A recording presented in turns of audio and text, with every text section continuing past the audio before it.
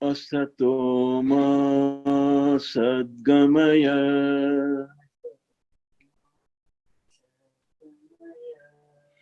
तमसो मा ज्योतिर्गमय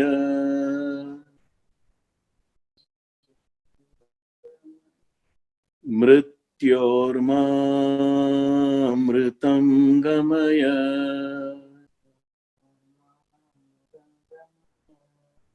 ओम शांति शांति शांति ही। अब आंखें खोलिए। 1981 में एक साइंटिस्ट को नोबेल प्राइज मिला, उसका नाम था रॉजर स्पेरी।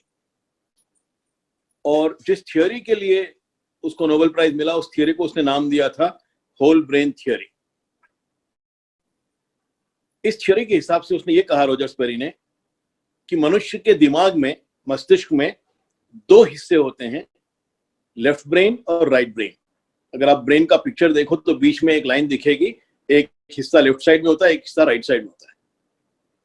रॉजर स्पेरी ने और कहा अपने इस थियोरी में कि लेफ्ट ब्रेन दो क्वाड्रेंट्स में डिवाइडेड होता है। सामने का हिस्सा ए क्वाड्रेंट, उसके पीछे का हिस्सा बी क्वाड्रेंट। और ऐसे ही राइट ब्रेन भी दो क्वाड्रेंट में डिवाइडेड होता है, सामने का हिस्सा सी क्वाड्रेंट और पीछे का हिस्सा डी क्वाड्रेंट। रॉजर स्पेरी ने फर्दर कहा इस थ्योरी में कि ए क्वाड्रेंट लेफ्ट ब्रेन का ये लॉजिकल थिंकिंग, तार्किक सोच से एक्टिवेट होता है। इसका फंक्शन तर्क है, लॉजिक है। और इसके पीछे जो दूसरा हिस्सा है बी क्वाड्रेंट लेफ्ट ब्रेन के पीछे, ये एक्टिवेट होता है प्लानिंग से। जब भी आप जीवन में कोई प्लान बनाते हो, किसी प्लानिंग पर विचार करते हो, तो बी क्वाड्रेंट से विचार करते हो। तो A quadrant logic, B quadrant planning. Right brain का सामने का सी क्वाड्रेंट जो है, ये रॉजर स्पेरी ने कहा किनेस्थेटिक्स से एक्टिवेट होता है। किनेस्थेटिक्स का मतलब है चाइल्ड लाइक इनोसेंस, बच्चों जैसी प्लेफुलनेस, बच्चों जैसी अबोधता, फीलिंग्स, इमोशंस, सेंटिमेंट्स, ये सब सी क्वाड्रेंट का किनेस्थेटिक्स वाला हिस्सा है। और रॉजर स्पेरी ने कहा इस थ्योरी में कि राइट ब्रेन का पीछे वाला डी क्वाड्रेंट का जो हिस्सा है, ये एक्टिवेट होता है इंट्यूशन से। जब भी आप जीवन में इंट्यूटिव थिंकिंग करते हो, जब भी आपको कोई अंतर्ज्ञान किसी प्रकार का प्राप्त होता है, तो ये डी क्वाड्रेंट की एक्टिविटी है। अब इंट्यूशन को आप कितना समझते हो मुझे पता नहीं है। इंट्यूशन का अर्थ है gut feeling, sixth sense, hunch. इसके मैं दो एग्जांपल्स दूंगा आपको, तो आपको बात थोड़ी समझ में आ जाएगी। मान लो आप घर में बैठे हो, टेलीफोन की घंटी बजी, आप उठते हो, फोन उठाने के लिए जाते हो, और एकाएक मन में विचार आता है कि वो मेरा सिंगापुर वाला। कोई कारण नहीं है कि क्यों ये विचार आपको भी आए, 2 साल से उसने फोन नहीं किया आपको, पर कारण ही आपको विचार आता है कि शायद ये सिंगापुर वाले मित्र का फ्रेंड होगा, फोन होगा। आप जाते हो, फोन उठाते हो, और सामने वो सिंगापुर वाला मित्र है, और आप कहते हो 100 साल जियोगे, अभी सोचा तुम्हारे बारे में, अभी फोन आ गया तुम्हारा। ये हम सबके साथ होता है, ये इंट्यूशन है। आप घर में बैठे हो, दरवाजे की घंटी बजती है, आप उठते हो, दरवाजा खोलने के लिए जाते हो दरवाजे की ओर, और एकाएक मन में विचार आता है ये फला मित्र मेरे घर आया होगा। अब वो मित्र 6 महीने से नहीं आया आपके घर, कोई अपॉइंटमेंट नहीं है उसके साथ, तो आप एक्सपेक्ट भी नहीं कर सकते उसको। तो कोई कारण नहीं है क्यों ये विचार अभी आया आपको, पर आता है। आप दरवाजा खोलते हो और सामने वो मित्र खड़ा है।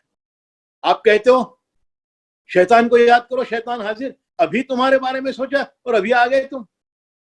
ये इंट्यूशन है, ये सिक्स्थ सेंस है, हम सभी में ये काम करता है। ये थ्योरी थी होल ब्रेन थ्योरी, जिसके लिए रॉजर स्पेरी को नोबेल प्राइज मिला 1981 में। भारतीय मनीषियों ने, भारतीय ऋषियों ने हजारों वर्ष पहले ये बात कह दी, और उन्होंने इससे आगे की भी बात कही। उन्होंने केवल इतना नहीं कहा कि लेफ्ट ब्रेन और राइट ब्रेन दो हिस्से हैं, उन्होंने ये भी कहा कि लेफ्ट ब्रेन मनुष्य में पुरुष की ऊर्जा है, मेल एनर्जी है, और राइट ब्रेन मनुष्य में फीमेल एनर्जी है, स्त्रीत्व की ऊर्जा है। लॉजिक और प्लानिंग ये पुरुष की ऊर्जा है। इमोशंस और इंट्यूशन ये स्त्री की ऊर्जा है। और हम में से हर मनुष्य इन दोनों ऊर्जाओं का कॉम्बिनेशन है, क्योंकि हम एक माता और एक पिता की संतान हैं।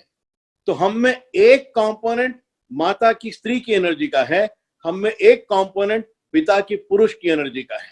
हम इन दोनों एनर्जीज का सम्मिश्रण है और इसलिए हम में ये दोनों एनर्जीज हैं।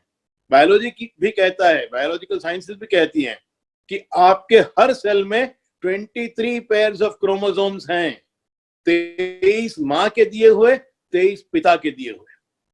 हम कॉम्बिनेशन है स्त्री और पुरुष की ऊर्जा का। फर्क केवल इतना है कि हम में से जो स्त्रियां हैं उनमें राइट ब्रेन थोड़ा अधिक जागृत होता है, लेफ्ट ब्रेन थोड़ा सा सुप्त होता है।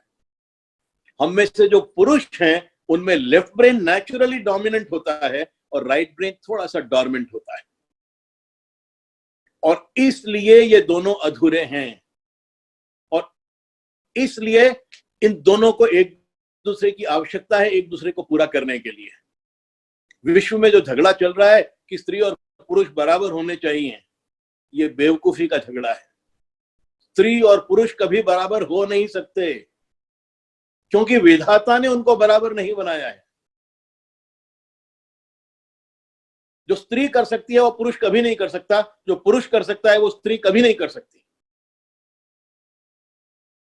बराबरी का झगड़ा ये होना चाहिए कि दोनों का जो रोल है उसको ठीक से समझा जाए और दोनों के रोल को बराबर का महत्व दिया जाए, ये होना चाहिए। दोनों में बराबरी की कोई रेस नहीं हो सकती। ऋषियों ने कहा ये चारों हिस्से ब्रेन के यदि आप जागृत करो और इनकी हार्मोनियस ब्लेंडिंग करो, वाइज एमाल्गमेशन करो, जीवन में इनका सही बैलेंस बिठाओ, तब आप पूरे होते हो। इसलिए ऋषियों ने योग में प्रकृति और पुरुष का कॉन्सेप्ट दिया। इसलिए ऋषियों ने तंत्र में शिव और शक्ति का कॉन्सेप्ट दिया। इसलिए ऋषियों ने हजारों वर्ष पहले एक बहुत सुंदर मेटाफोरिक मॉडल दिया हमको अर्धनारीश्वर का।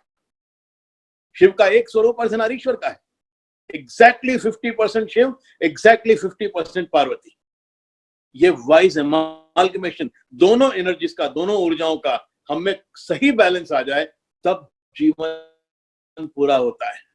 आप देखिए इसको जीवन में कई जगह आप पाएंगे, ये दोनों का अगर मिश्रण बराबर नहीं हो, इसका बैलेंस बराबर नहीं हो, तो लाइफ इम्बैलेंस में आ जाती है। सफलता पुरुष की एनर्जी है, संतोष स्त्री की एनर्जी है। सक्सेस और सेटिस्फैक्शन, इन दोनों का बैलेंस नहीं हो, लाइफ में अधूरापन है।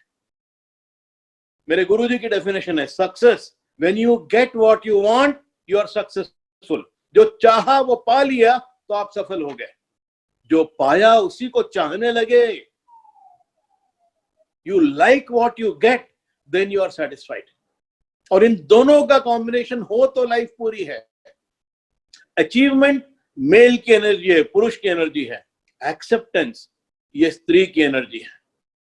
पुरुष अचीव करना चाहता है, हर चीज अचीव करना चाहता है, हर जगह पहुंचना चाहता है, चांद पे जाके भी झंडा गाड़ना चाहता है।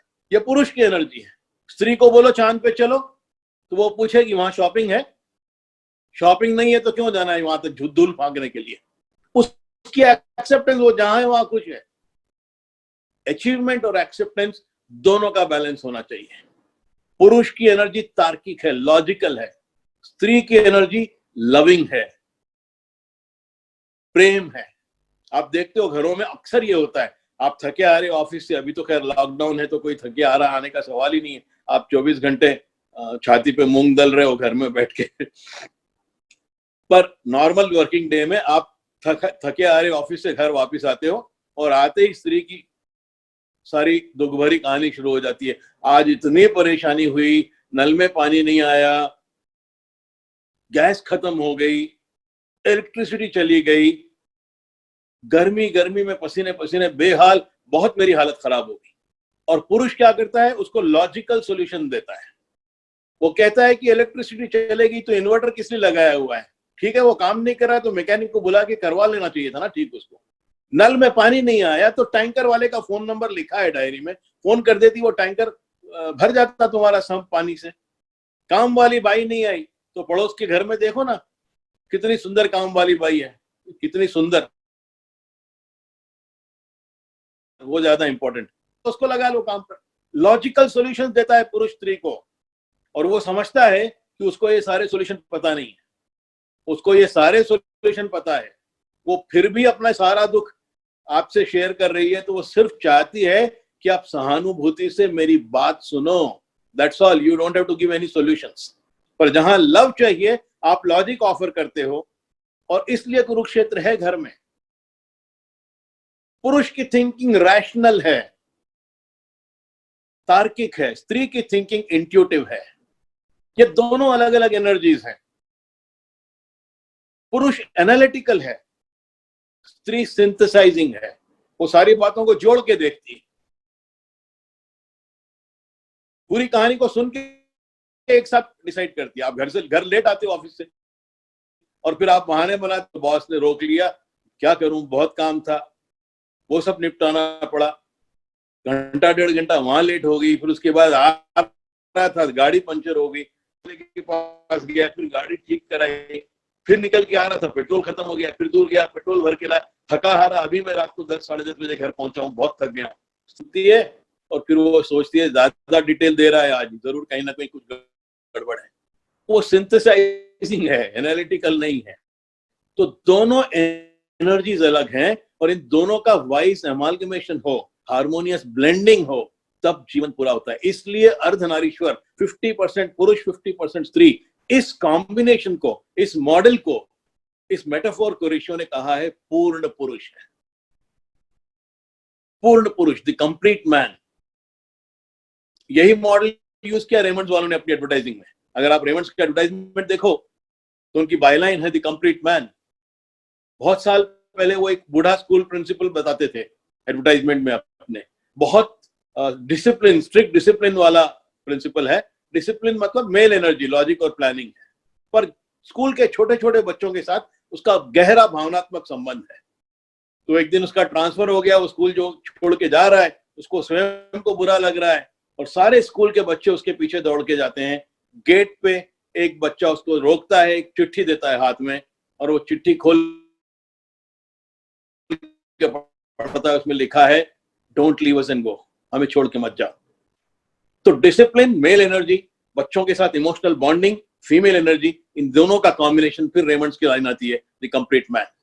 उसके कुछ वर्ष बाद उन्होंने एक सक्सेसफुल बिजनेस एग्जीक्यूटिव बताना शुरू कर दिया।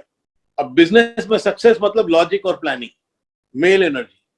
पर घर पर 5 साल का छोटा बच्चा है, वो जाता है घर, अपने बेटे को उठाता है घर से और पिकनिक पे जाता है, और वहां पिकनिक पे वो बच्चे के साथ बच्चा बन के खेल रहा है।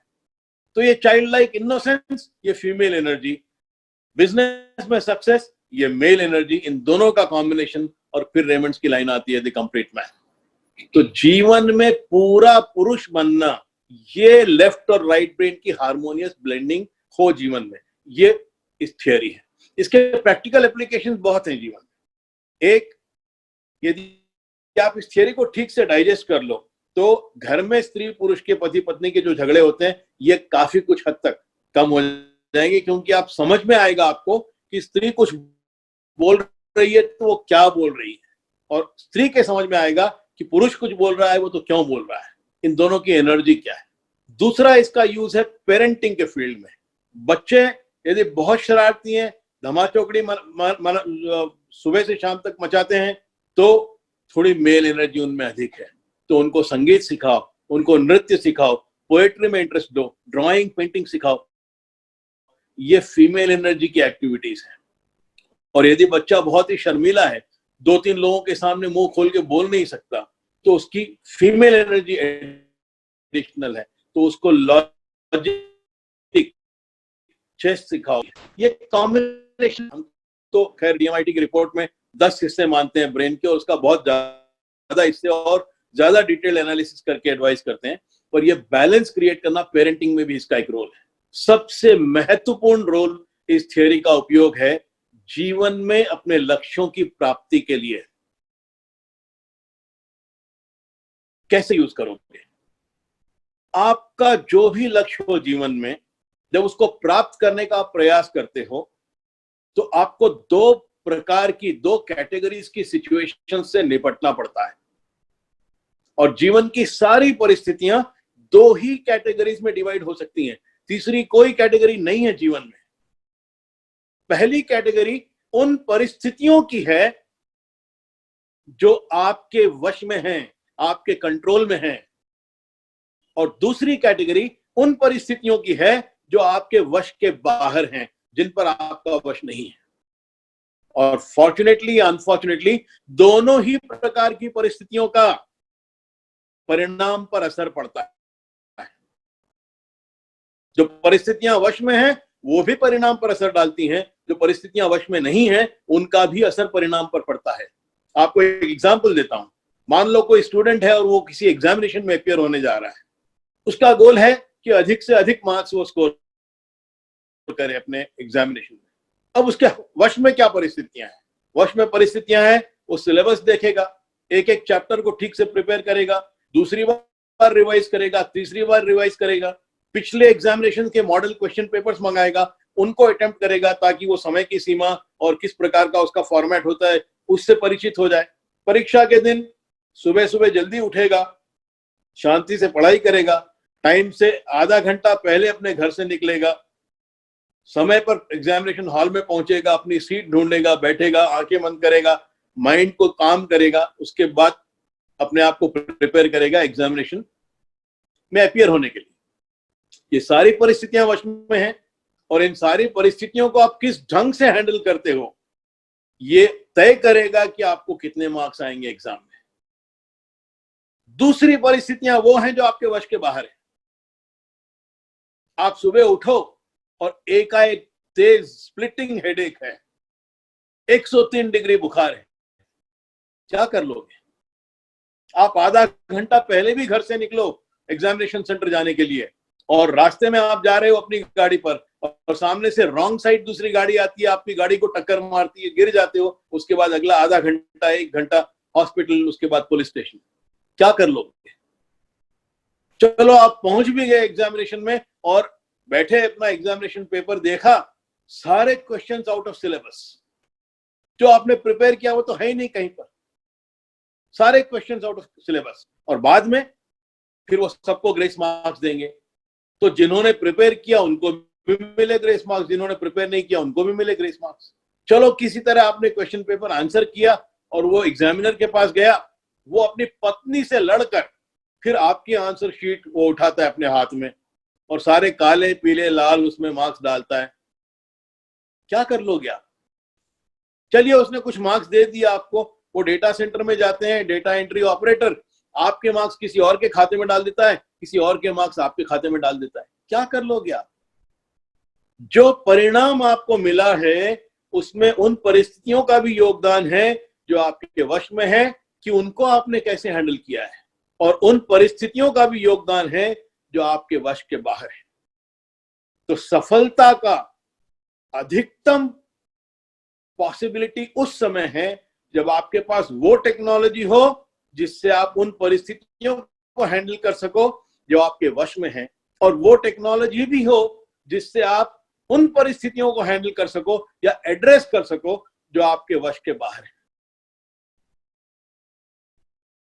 जो परिस्थितियां वश में हैं उनको हैंडल करने के लिए लेफ्ट ब्रेन लॉजिक और प्लानिंग के बेसिस के ऊपर ब्लूप्रिंट बनना चाहिए उन परिस्थितियों को हैंडल करने का, कि आप में क्या स्किल्स चाहिए उसकी ट्रेनिंग लो, वो स्किल्स वो ज्ञान पहले हासिल करो। आज से लेकर लक्ष्य की जो डेट है उस दिन तक प्रति क्षण, प्रति मिनट, प्रति घंटा, प्रति दिन आप क्या क्या करोगे, उसको कैसे मेजर करोगे, कैसे मॉनिटर करोगे, कैसे रिव्यू करोगे। No stone should be left unturn. 100% प्रयत्न to handle situations which are in your control, और जो सिचुएशंस आपके कंट्रोल के बाहर हैं उनके लिए 100% प्रार्थना, राइट ब्रेन, इमोशंस और इंट्यूटिव कनेक्टिविटी ईश्वर के साथ, और फिर 100 100% प्रार्थना। और प्रार्थना करने का सबसे पावरफुल तरीका है, करना क्या है, आप ध्यान की मुद्रा में बैठोगे, दोनों हाथों में चिन्ह मुद्रा बनाओगे, रीढ़ की हड्डी सीधी होगी, गर्दन स्ट्रेट होगी, आंखें बंद होंगी, अपने आप को प्रार्थना की एनर्जी में लाओगे, प्रेम और कृतज्ञता की एनर्जी से। फिर आप ध्यानावस्था में पहुंचोगे।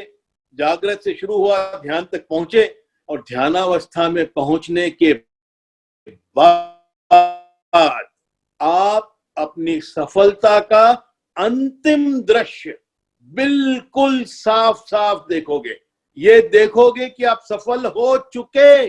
ये नहीं देखना है कि प्रयास कर रहे हो, रास्ता नहीं देखना है, एफर्ट नहीं देखना है, ये देखना है कि आप सफल हो चुके हो। इसका एक साइंटिफिक कारण है, वो मैं कल समझाऊंगा आपको। अंतिम दृश्य अपनी सफलता का, उसका सीन देखना है, उसकी ध्वनि सुननी है, आवाजें सुननी है, अपनी जीत का भाव रोम रोम में महसूस करना है।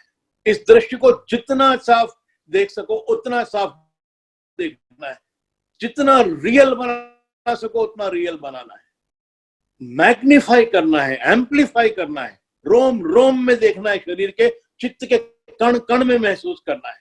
और 3-4 मिनट इस दृश्य को एक एक कण में अपने चित्त के रोम रोम में महसूस करने के बाद में फिर धीरे धीरे सफलता का ये अंतिम सीन आपके शरीर के रोम रोम में डिसॉल्व हो रहा है, चित्त के कण कण को चार्ज कर रहा है सफलता की ऊर्जा से।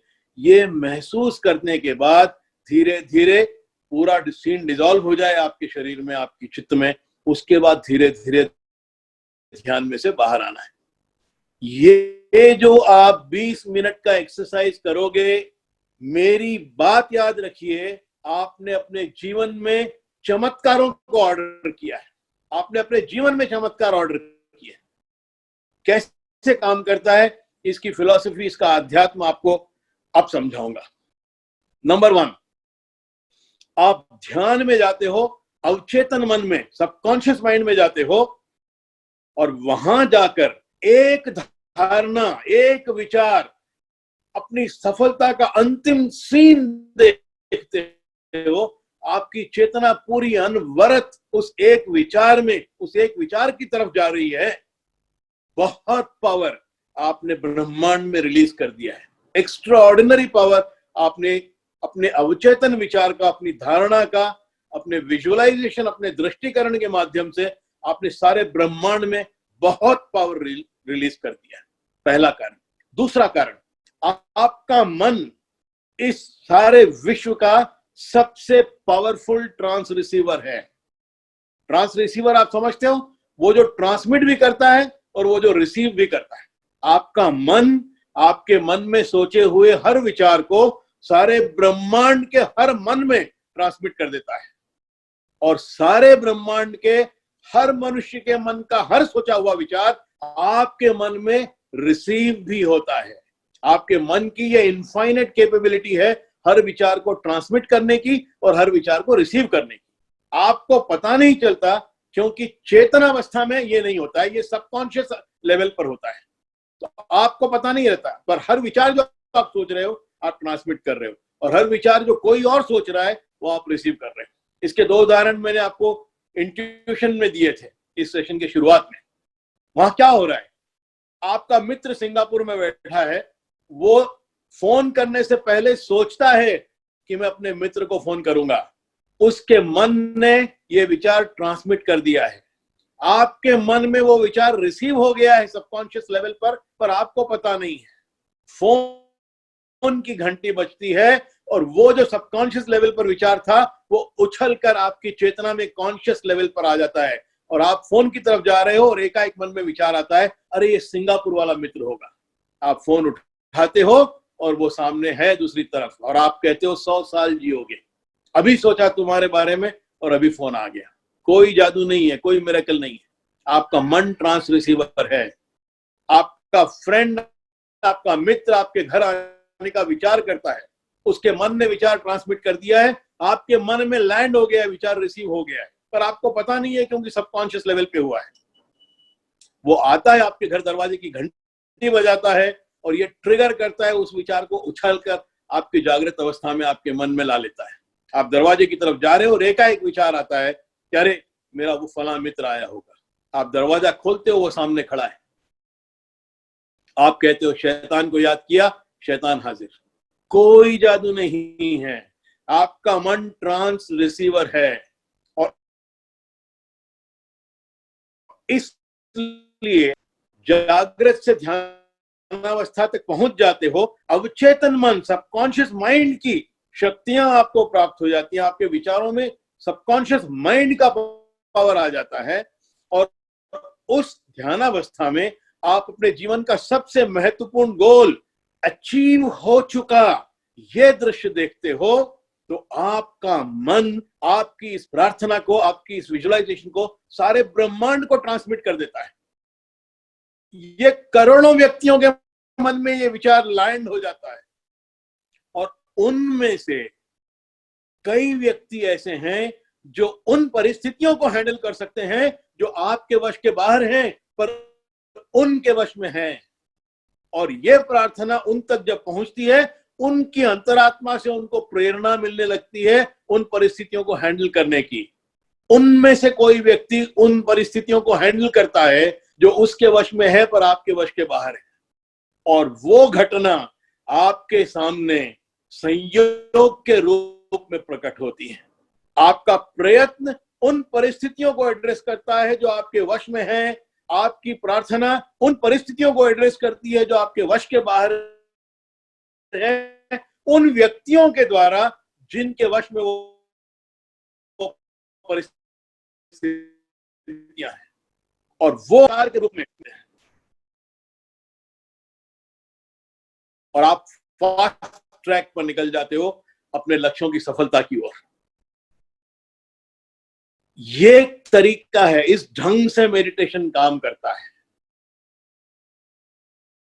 दिक्कत यह है कि वो जो संयोग, वो जो चमत्कार आपके सामने आते हैं, आप मानते हो उनको कि ये बाय चांस हो गया, एक्सीडेंटली हो गया, कोइंसिडेंटली हो गया। विश्वास रखिए, मनुष्य के जीवन में कोई कोइंसिडेंस नहीं है। इस सारे ब्रह्मांड में कोई कोइंसिडेंस नहीं है। Every coincidence is a cosmic incidence. आपकी समझ में इसलिए नहीं आता क्योंकि हमारा साइंटिफिक मन ट्रेंड है हर घटना को कॉज एंड इफेक्ट के रूप में समझने में। आपको कॉज दिखाई देता है, उसका इफेक्ट भी दिखाई देता है, तो आपको साधारण घटना समझ में आती है कि ये कारण है और ये इसका असर है। कॉज और इफेक्ट, यही हमारे समझने का तरीका है जीवन को।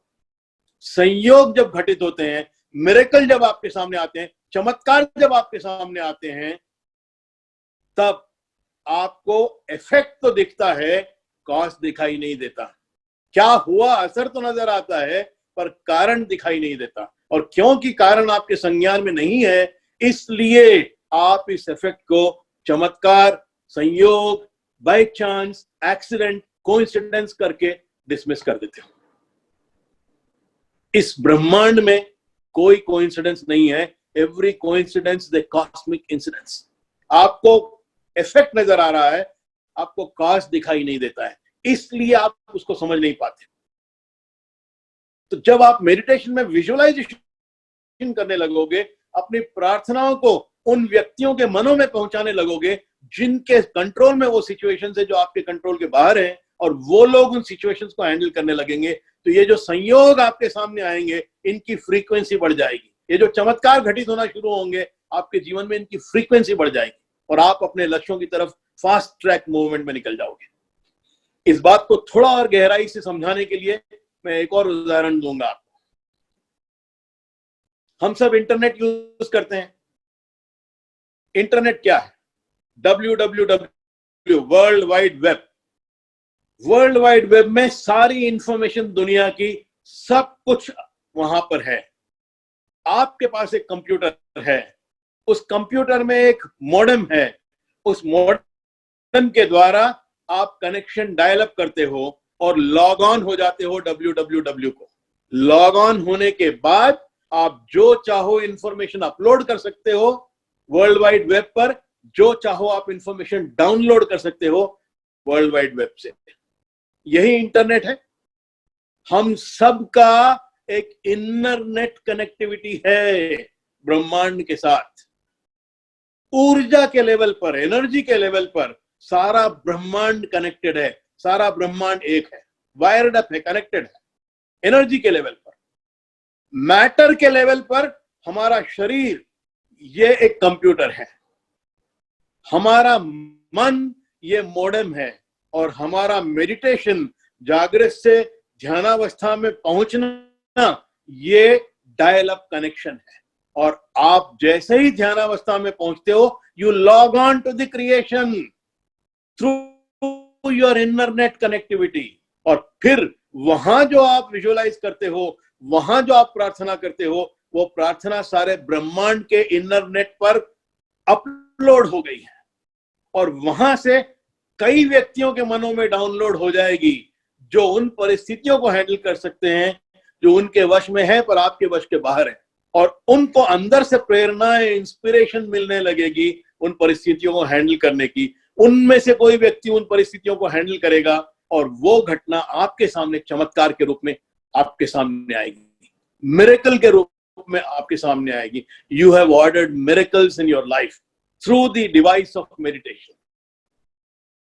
ये इस ढंग से काम करता है। आपको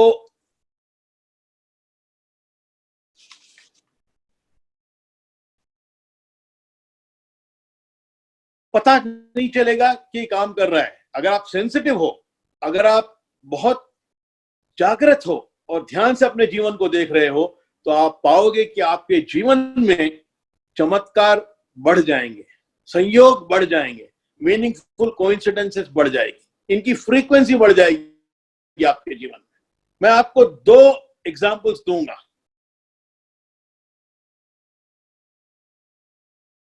दो स्टोरी सुनाऊंगा, 2 वास्तविक घटनाएं सुनाऊंगा, आपको शायद थोड़ी और गहराई से ये बात समझ में आ जाए। एक दिन कैलिफोर्निया के एक जंगल में एक वकील सुबह सवेरे सैर के लिए निकला। उसके रास्ते में थोड़ा आगे एक कीड़ा रेंग रहा था, मोटा सा कीड़ा रेंग रहा था। कैलिफोर्निया के जंगल के एक वृक्ष से एक पत्ता टूटा, उस कीड़े के सामने गिरा, उसको सामने का रास्ता दिखाई देना बंद हो गया, वो कीड़ा दूसरी दिशा में मुड़ गया। इस दिशा में रेंगते रेंगते कीड़े को एक बड़ा सा पत्थर मिला, वो उस पत्थर के ऊपर चढ़ गया और वहां कॉइल करके वो बैठ गया कीड़ा वहां पर पत्थर के ऊपर।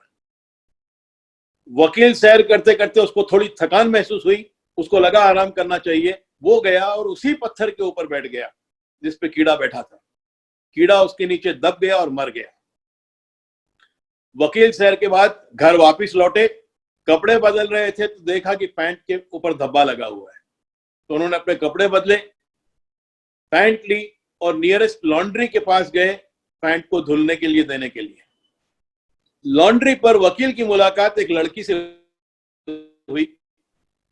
पॉलिटिकल साइंस की स्टूडेंट है पर लॉ में इंटरेस्ट है, और यहां एक लॉयर है जिसका पॉलिटिक्स में इंटरेस्ट है। तो उन दोनों का एक दूसरे में इंटरेस्ट बढ़ा, एक रिलेशनशिप बनी, और कुछ समय बाद दोनों ने विवाह कर लिया। विवाह के 2 साल बाद एक बच्चा हुआ, और जब वो बच्चा बड़ा हो रहा था घर में, दोनों माता और पिता ने पाया कि वो एक्स्ट्राऑर्डिनरीली इंटेलिजेंट बच्चा है। तो उसको उन्होंने कैलिफोर्निया की उस अपने शहर की बेस्ट स्कूल में एडमिट करा दिया। उस स्कूल में हर क्लास वो बच्चा रैंक फर्स्ट डिस्टिंक्शन से पास हुआ, और स्कूल से जब पास होकर निकला, अब उसको कॉलेज में अपना कोर्स चुनना था। तो पिता की इच्छा थी कि वो लॉ ज्वाइन करे, माँ की इच्छा थी कि वो पॉलिटिकल साइंस ज्वाइन करे। तो दोनों में बहुत गहरी बहस हुई, और कॉमनली जैसे होता है, पिता ने माँ को कन्विंस कर दिया, बच्चे ने लॉ ज्वाइन कर लिया। कुछ वर्षों में वो लॉ गोल्ड मेडल लेकर पास हुआ। पिता की ऑफिस उसने ज्वाइन कर ली, और इतना इंटेलिजेंट था, पिता का साथ देते देते बहुत जल्दी अगले 10-15 साल में उसने पिता के लॉ बिजनेस को कई गुना मल्टीप्लाई कर दिया। बड़ा मशहूर, सक्सेसफुल, फेमस लॉयर वो बन गया। पर माँ का इन्फ्लुएंस अभी था उसके जीवन में कि पॉलिटिक्स ज्वाइन कर, पॉलिटिक्स ज्वाइन कर, पॉलिटिक्स ज्वाइन कर। तो एक दिन उसने तय किया और अमेरिका के एक पॉलिटिकल पार्टी की प्राइमरी मेंबरशिप ले ली। सेनेटर्स इलेक्शंस आने वाले थे।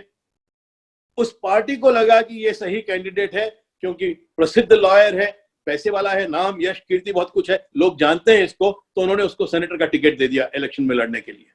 उसने इलेक्शन लड़ा, इलेक्शन जीत गया, सेनेटर बन गया और अमेरिकन पार्लियामेंट में पहुंच गया। और इतना बुद्धिमान था कि बहुत तेजी से पॉलिटिक्स की एक एक सक्सेसफुल डगर तय करते हुए एक दिन वो लड़का अमेरिकन प्रेसिडेंट बन गया।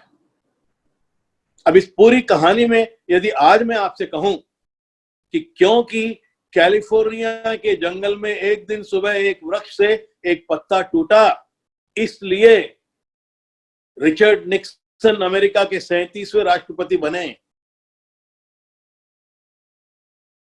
तो क्या आपको इन दोनों घटनाओं में कोई कनेक्शन दिखाई देता है? पर ये कॉज है और ये इफेक्ट है।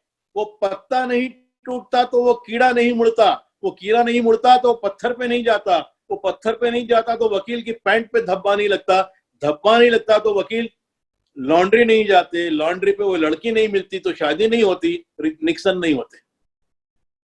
ये ब्रह्मांड का तरीका है मीनिंगफुल कोइंसिडेंसेस से हमारे जीवन को आगे बढ़ाने का। हमारा जीवन ब्रह्मांड की मैकेनिज्म है, मीनिंगफुल कोइंसिडेंसेस से हमारे जीवन को एक निर्धारित लक्ष्य की ओर पुश करने का। आप अपने स्वयं के जीवन में देखिए, आप उस स्कूल में क्यों पढ़े जिस स्कूल में पढ़े हो? किसी ने आपके पिता को सजेस्ट किया होगा कि ये स्कूल अच्छी है, मैं जानता हूं प्रिंसिपल को एडमिट करवा देंगे आपके बच्चे को। एडमिट हो गए, आप एडमिट हो गए स्कूल में, तो आपकी क्लास में बाकी जो बच्चे एडमिट हुए वो क्यों थे उस समय क्लास में? किसी और क्लास में क्यों नहीं थे? और उनमें से कुछ के साथ आपकी जीवन भर की दोस्ती बन गई, क्यों? औरों के साथ क्यों नहीं बनी? वो टीचर क्यों थे उस स्कूल में जिन्होंने आपको जीवन मूल्य सिखाए अपनी बचपन में? स्कूल से पास होकर आप निकले, कॉलेज में गए, आपको अपने हायर स्टडीज चूज करना था, कैसे चूज किया आपने? किसी ने सजेस्ट किया होगा आपके पिता को कि ये स्कोप अच्छा है, ये डायरेक्शन अच्छा है, आपके बच्चे में ये टैलेंट ठीक है, कहीं ना कहीं कोई ना कोई सजेशन, किसी न किसी का कोई सुझाव, और आप उस कोर्स में चले गए। पढ़ाई कर लिया आपने, बिजनेस स्टार्ट किया या नौकरी की, तो कैसे किया?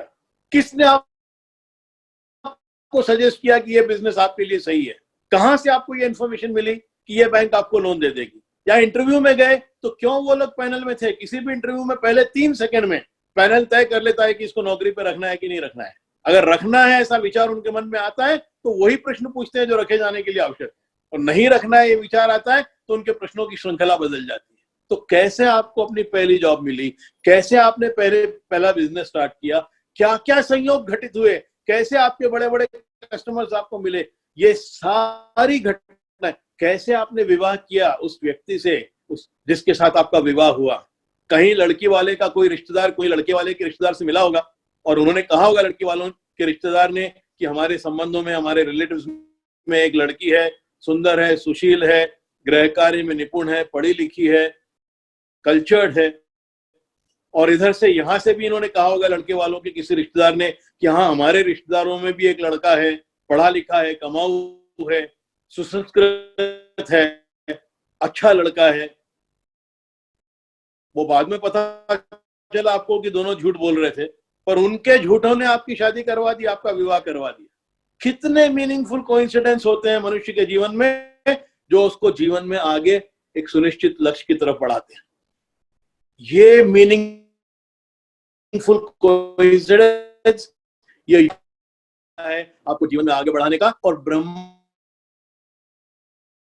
के इस मैकेनिज्म को आप एक्टिवेट करते हो जब आप ध्यान को यूज करते हो, मेडिटेशन को यूज करते हो, उन परिस्थितियों को हैंडल करने के लिए जो आपके वश में नहीं है। एक और कहानी मैं सुनाऊंगा आपको, आपकी समझ थोड़ी और गहरी हो जाएगी इस विषय में। अमिताभ बच्चन 20वीं सदी के महानायक, हम सब जानते हैं। आपको उनकी जीवन की कहानी में पता नहीं बिट्स एंड पीसेस यहां वहां कुछ पता होंगे, मैं आपको सारी कहानी सुनाता हूं। ये आदमी सुपरस्टार था, बहुत मशहूर, बहुत प्रसिद्ध, बहुत पैसे कमाए। और 53 वर्ष की आयु में एक बार लगा कि ये एंग्री यंग मैन वृक्षों के इर्द गिर्द घूमकर यंग लड़कियों के साथ गीत गाना अब मुझे सूट नहीं करता, तो उन्होंने रिटायरमेंट ले लिया एक्टिंग से, और जीवन भर की जो कमाई थी वो सारी जमा करके एक कंपनी में डाल दी। आप सभी को उस कंपनी का नाम पता होगा, ABCL, Amitabh Bachchan corporation limited. और उस कंपनी ने इवेंट मैनेजमेंट का बिजनेस शुरू किया। अच्छे अच्छे एग्जीक्यूटिव उन्होंने अपॉइंट किए उस बिजनेस को चलाने के लिए, और वो सारे एग्जीक्यूटिव्स इतनी सुंदर तरीके से उन्होंने इस कंपनी को चलाया कि 5 साल में कंपनी का दिवाला निकल गया। सारी नेटवर्थ गायब हो गई कंपनी से। 90 करोड़ का लोन, कर्जा जमा हो गया उस कंपनी में। इस 90 करोड़ में से 10 करोड़ कैनरा बैंक को ड्यू था। कैनरा बैंक ने नोटिस दिया अमिताभ बच्चन को सिक्योरिटाइजेशन एक्ट में कि अगले 60 दिन में आप ये 10 करोड़ रुपया दो, वरना आपका घर प्रतीक्षा जो गिरवी रखा है उस घर को हम बेच देंगे, नीलाम कर देंगे। अमिताभ ने चिट्ठी लिखी बैंक को कि आप मुझे 1 साल का समय दो, मैं कुछ भी करके, कैसे भी करके आपका पैसा चुका दूंगा। बैंक ने उत्तर दिया 1 साल का समय देंगे, पर 2 शर्तें हैं। पहली शर्त यह है कि कम से कम 1 करोड़ रुपया जमा करो आप, तो नियत तो पता चले कि आप दोगे। और दूसरा, अपनी चिट्ठी में अपने रिक्वेस्ट के साथ प्लान लिखो कि अगले साल भर में आप क्या करके, कैसे करके बाकी 9 करोड़ रुपया चुकाओगे। अमिताभ ने चिट्ठी का उत्तर दिया, मेरे पास 1 करोड़ रुपया नहीं है आज देने के लिए, और न मेरे पास कोई निश्चित प्लान है कि मैं कैसे 9 करोड़ रुपया आपका बाकी पे करूंगा, पर मुझे आप 1 साल समय दो, मैं कुछ भी करके, कैसे भी करके ये रुपया पे कर दूं। और बैंक ने उत्तर में लिखा कि कुछ भी करके, कैसे भी करके पिछले 5 सालों में नहीं हुआ है तो अगले साल भर में भी नहीं होगा, इसलिए समय नहीं दिया जा सकता। इस समय, इस तारीख को 11 बजे सवेरे आपके बंगले की नीलामी होगी, आपको तैयार रहना है। 2007 के आसपास अमिताभ का एक इंटरव्यू आया, 4 पार्ट्स में, 1.5 घंटे का 4 पोर्शंस थे इसमें इंटरव्यू में। सेकेंड पार्ट में अमिताभ ने कहा, जिस दिन बैंक की ये चिट्ठी मिली उसके बाद से मैं रातों को ठीक से सो नहीं पाया। मुझे शर्म और ग्लानि महसूस होती थी कि कैसे मैं अपने पिताजी को मुंह दिखाऊंगा। राष्ट्रकवि है वो हरवंश राय बच्चन, कैसे मुंह दिखाऊंगा उनको, कैसे वो मेरे साथ घर के बाहर, मैं तो रह लूंगा पर उनको मैं क्या कहूंगा। और उसने कहा उस इंटरव्यू में, मैं रात को 2:30 बजे, 3 बजे नींद में से जाग जाता था, आंखों से आंसू बहने लगते थे, शरीर का रोम रोम चिल्ला चिल्ला के प्रार्थना करता था कि हे ईश्वर, कुछ भी करो, कैसे भी करो, कुछ ऐसा चमत्कार हो जाए कि मैं इस मुसीबत में से बाहर निकलूं। और उसने कहा उसमें आगे कि एक दिन मैं ऐसे ही रो रो कर प्रार्थना कर रहा था, कलेजे की अंतरतम की गहराइयों से आंसू निकल रहे थे और प्रार्थना हो रही थी, और एकाएक मन में एक विचार जागा, एक इंट्यूशन आया कि तुमको केवल एक काम करना आता है, एक्टिंग, तो एक्टिंग करो। और अमिताभ फर्दर कहते हैं, मैं सुबह 4 बजे अपने घर से निकला, 2 बंगले दूर मेरे घर के आगे मेरे पुराने मित्र यश चोपड़ा, बॉलीवुड के फेमस प्रोड्यूसर, उनका बंगला, वहां गया। सुबह 4 बजे बंगले पे नॉक की, यश चोपड़ा के दरवाजे पे। यश चोपड़ा आए दरवाजे पे, अमिताभ को देखा और पूछा, इतनी सुबह क्या बात है? और अमिताभ ने कहा, मुझे काम चाहिए। यश चोपड़ा को शॉक लगा। यश ने कहा अमिताभ से, तुम्हें कैसे पता है कि मेरे पास तुम्हारे लिए काम है?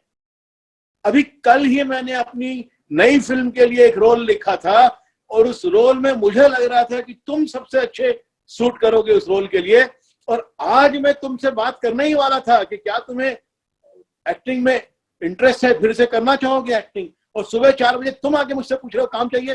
कैसे पता चला तुमको कि मेरे पास तुम्हारे लिए काम है? और अमिताभ ने कहा, मुझे पता नहीं कैसे पता चला, अंदर से आवाज आई कि आपसे मैं पूछूं। यश ने कहा, मेरे पास रोल है, कितने पैसे चाहिए? अमिताभ ने कहा, अब इस बैंक को रोकिए, मेरा मकान बेचने से किसी तरह से इसमें से छुटकारा मिले एक बार। यश ने जो देना था बैंक को दिया, साल भर का समय लिया, और अमिताभ को वो रोल मिला फिल्म मोहब्बतें में स्कूल प्रिंसिपल का। और वो सारी फिल्म की शूटिंग स्टूडियो में हुई। 7 साल के गैप के बाद अमिताभ ने एक्टिंग फिर से शुरू की। एक्टिंग शुरू करने के 11-12 दिन बाद एक दुबला लंबा व्यक्ति यश चोपड़ा के सेट पर आता है, यश चोपड़ा से मिलने के लिए, उनकी राय लेने के लिए, क्योंकि उसको एक टीवी सीरियल शुरू करना है, कौन बनेगा करोड़पति, और उसको सेट डिजाइन में यश चोपड़ा की गाइडेंस चाहिए। सिद्धार्थ बसु नाम। यहां आने से पहले वो अनुपम खेर से बात कर रहा है एंकरिंग करने के लिए कौन बनेगा करोड़पति की, और जो फीस अनुपम मांग रहे हैं उसको लगता है कि वो बहुत बड़ी रिस्क है, इतनी रिस्क मैं नहीं ले सकता, क्योंकि टीवी टाइम भी खरीदना है, लॉजिस्टिक्स की प्राइस भी देनी है, प्राइज मनी भी देनी है, और एंकर को भी पैसे देने हैं, और रेवेन्यू का एक ही सोर्स है एडवर्टाइजमेंट। यदि सीरियल चला नहीं, फेल हो गया, तो मैं तो सड़क पे आ जाऊंगा। तो अपनी ये पशोपेश की स्थिति, मनस्थिति, वो यश चोपड़ा से सेट डिजाइन की बात करने के बाद ये अपने मन की पशोपेश की स्थिति वो यश चोपड़ा को बताता है कि मैं अनुपम से बात कर रहा हूं और ये बहुत थोड़ा सा डर लग रहा है, पहली बार कभी इतनी बड़ी रिस्क जीवन में ली नहीं, थोड़ा डर लग रहा है। यश चोपड़ा कहते हैं तुम अनुपम को छोड़ो, अमिताभ को लो। सिद्धार्थ कहता है मैं अनुपम की फीस तो दे नहीं सकता, अमिताभ की कहां से दे लूंगा। यश चोपड़ा कहते हैं वो फ्री काम करेगा, उसकी चिंता मत करो, वो फ्री करेगा। सिद्धार्थ कहते हैं फ्री क्यों करेगा? यश ने कहा मैं कहूंगा इसलिए फ्री करेगा, उसकी चिंता मत करो, पर एक कंडीशन है, नुकसान हो गया तुम्हारे सीरियल में तुम्हारा तो तुमको एक पैसा भी नहीं देना है, पर यदि फायदा हुआ, यदि लाभ हुआ, तो लाभ का 30% तुमको अमिताभ को फीस के रूप में देना है। ये बॉलीवुड की पहली डील थी जिसमें प्रॉफिट शेयरिंग फिल्म के लीड रोल को या एंकर को ये दी गई। Out of the world idea था। सिद्धार्थ को लगा कोई रिस्क ही नहीं है, सदी का महानायक फ्री में आ रहा है, लॉस होगा तो देना नहीं है, फायदा होगा तो एक परसेंटेज देना है। इमीडिएटली डील साइन की उसने, और कौन बनेगा करोड़पति टीवी पे स्टार्ट हुई। उस सीरियल ने भारतीय टेलीविजन के इतिहास में मील का पत्थर साबित हुआ। वो सीरियल, उसने इतिहास लिखा उस सीरियल ने भारतीय टेलीविजन का। और अमिताभ बच्चन, वो सोफिस्टिकेटेड आदमी जो एंग्री यंग मैन दिखता है, कभी रोमांटिक हीरो दिखता है फिल्म में, उसका रियल कल्चरल पर्सनैलिटी उसकी 4 दिन सप्ताह में 1 घंटा प्राइम टाइम सारा परिवार साथ में बैठ के देख रहा है, कितना कल्चर्ड वो व्यक्ति है। और फिर उसकी पॉपुलैरिटी बढ़नी शुरू हुई। फिल्म मेकर्स ने फिर उसकी एज के हिसाब से रोल लिखने शुरू किए। ब्रांड एम्बेसडरशिप कई कंपनीज की उसको मिली। और आपको बात जानकर ये सुखद आश्चर्य होगा कि 90 करोड़ का अंतिम इंस्टॉलमेंट 8 करोड़ का आईसीआईसीआई बैंक की ब्रांड एम्बेसडरशिप से मिला अमिताभ को, जो उसने पे किया अपने आप को डेट फ्री करने के लिए 8 करोड़। और वो ब्रांड एम्बेसडरशिप क्या थी? आईसीआईसीआई बैंक के बहुत से डिफॉल्टर्स थे, और उनको जब पता चला कि अमिताभ अपने सारे डिफॉल्ट्स क्लियर कर रहे हैं, तो उन्होंने अमिताभ को ब्रांड एम्बेसडर बनाया। और वो टेलीविजन पे उनके एडवर्टाइजमेंट्स आने शुरू हुए कि मैं पे कर रहा हूं, मुझे बैंक ने 1 टाइम सेटलमेंट दिया है, आप भी सामने आइए, आपको भी 1 टाइम सेटलमेंट देंगे, इंटरेस्ट पेनल्टीज में छूट मिलेगी, आप भी अपने आप को डेट फ्री कर लीजिए। ये लास्ट इंस्टॉलमेंट उसके 90 करोड़ का डेट फ्री होने के लिए था। सुबह 2:30 बजे एक व्यक्ति उठे नींद में से, रोम रोम उसका चिल्ला चिल्ला कर प्रार्थना करे कि कोई चमत्कार हो जाए। ये मेडिटेशन ही है। उसने मेडिटेशन के रूप में नहीं किया, पर यह ध्यान ही है। 24 घंटे में 2 बार आप नेचुरली मेडिटेशन में होते हो। एक, सुबह नींद में से उठते ही आप ध्यान में होते हो, और दूसरा, अंतिम नींद में जाने के पहले रात को 5 मिनट आप ध्यान में होते हो। नींद में से उठते ही 5 मिनट आप ध्यान में होते हो, और नींद में जाने के पूर्व 5 मिनट आप ध्यान में होते हो। ये 2 आपके नेचुरल मेडिटेशन है। कल मैंने आपको बताया था जागृत अवस्था की फ्रीक्वेंसी 20 to 40 साइकिल्स है, ध्यान की फ्रीक्वेंसी 7 to 14 साइकिल्स है, और निद्रा, लाइट स्लीप और डीप स्लीप 7 के नीचे है। तो अगर आप जागृत से निद्रा में जाते हो तो ध्यान में से होकर ही जा सकते हो, और निद्रा से जागृत में वापस आते हो तो ध्यान में से होकर ही आ सकते हो। तो नींद के दोनों छोर पर नींद में जाते समय अंतिम 5 मिनट और नींद में से निकलते समय पहले 5 मिनट आप नेचुरली ध्यान में होते हो, और उस समय कोई व्यक्ति उसकी आत्मा चीत्कार कर रही है किसी चमत्कार की आशा में, तो वो ध्यान ही है, वो विजुअलाइजेशन ही है। ये चमत्कार इस ढंग से मिरेकल्स आप अपने जीवन में ऑर्डर करते हो ध्यान को यूज करके, उन परिस्थितियों को एड्रेस करने के लिए जो आपके वश में नहीं है, उन व्यक्तियों के द्वारा जिनके वश में वो परिस्थितियां हैं। प्रयत्न 100% उन परिस्थितियों के लिए जो आपके वश में है, प्रार्थना 100% उन परिस्थितियों के लिए जो आपके वश के बाहर है। दोनों आप 100% करो, तब you are on a fast track towards your success. ये ध्यान का रहस्य है। 3 आपको ध्यान रखने पड़ेंगे। 3 बातों का मैं आपको केविएट दे दूं इसमें। पहली चीज,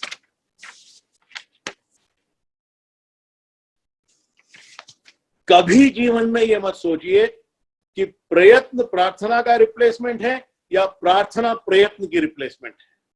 प्रार्थना उन परिस्थितियों के लिए है जो आपके वश के बाहर है, प्रयत्न उन परिस्थितियों के लिए है जो आपके वश में है। ये दोनों ही करना पड़ेगा आपको। आप ये नहीं कह सकते कि मैं प्रयत्न कर रहा हूं इसलिए प्रार्थना की आवश्यकता नहीं है। आप ये भी नहीं कह सकते कि मैं प्रार्थना कर रहा हूं इसलिए प्रयत्न की आवश्यकता नहीं है। ये दोनों इररिप्लेसेबल हैं। ये पहली बात आपको ध्यान में रखनी पड़ेगी। दूसरी बात जो आपको ध्यान में रखनी है, ये मत देखिए कि आप प्रयत्न कर रहे हो। अपने विजुअलाइजेशन में आपको सफलता का अंतिम सीन देखना है, रास्ता नहीं देखना है। लक्ष्य सिद्ध हो गया ये देखना है, क्योंकि आपके लॉजिकल माइंड में आज से लेकर सफलता तक, लक्ष्य तक पहुंचने के केवल कुछ आपको रास्ते पता है। ब्रह्मांड के पास बर्ड्स आई व्यू है, उनके पास अनगिनत रास्ते हैं आपको अपने लक्ष्य तक पहुंचाने के लिए।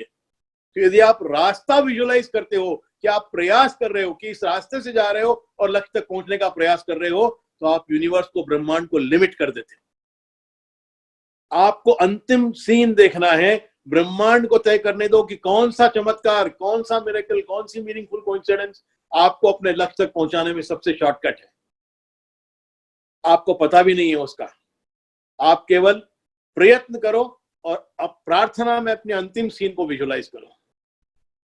तीसरा जो बहुत महत्वपूर्ण आपको ध्यान में रखना है, आपके पास बहुत से गोल्स होंगे अपनी लाइफ के, बहुत से लक्ष्य होंगे। आपको सबसे महत्वपूर्ण जो लक्ष्य है, आपका सबसे महत्वपूर्ण जो गोल है, उसका सफलता का दृश्य देखना है। आपकी पूरी चेतना उस एक सीन की तरफ, अनवरत उसका बहाव उस एक सीन की तरफ हो, तब वो सबसे पावरफुल सिग्नल, सबसे पावरफुल प्रार्थना आप रिलीज करते हो ब्रह्मांड में। सूर्य की रोशनी में आप कॉन्वेक्स लेंस लगाते हो और पेपर यहां पर है, वो सारी रोशनी एक पॉइंट पे आती है पेपर पर और पेपर जलता है। ऐसे आपकी चेतना के सूर्य का सारा निचोड़, सारी एनर्जी, उसकी ऊर्जा एक ही सीन पर, एक ही गोल पर केंद्रित होनी चाहिए। तब वो आपका सीन करोड़ों दिमागों में पहुंचता है, करोड़ों मनों में पहुंचता है, और उनमें से कुछ लोग उन परिस्थितियों को हैंडल करते हैं जो उनके वश में है। आपका प्रयत्न उन परिस्थितियों को एड्रेस करता है जो आपके वश में है। आपकी प्रार्थना उन परिस्थितियों को एड्रेस करती है जो आपके वश के बाहर है। दोनों परिस्थितियां आप एड्रेस करते हो, और तब आप अपनी सफलता के डायरेक्शन में बहुत फास्ट ट्रैक आप निकल पड़ते हो। ये इस ढंग से मेडिटेशन काम करता है। इसका पूरा एक प्रैक्टिस कल हम करेंगे। इसके बहुत से प्रश्न कल भी आए हैं। आज भी आप लोगों में से किसी के प्रश्न हो तो सारे आप या तो ललित के फोन पर या अजय के फोन पर या ट्रांसफॉर्मेशनल टॉक के ग्रुप में, आप व्हाट्सएप ग्रुप में सारे प्रश्न डालिए। उन सारे प्रश्नों के उत्तर मैं कल दूंगा, और कल एक पूरा पावरफुल मेडिटेशन आपको उसका प्रैक्टिकल, उसकी प्रैक्टिस करवाऊंगा, और तब ये टूल आपके लिए यूजफुल हो जाएगा जीवन में अपने सारे लक्ष्यों की सिद्धि के लिए। Thank you very much. बहुत अच्छा लगा आप सबके साथ ये सब शेयर करके। कल फिर मिलते हैं 2:55 पर। Thank you very much. God bless you. नमस्कार।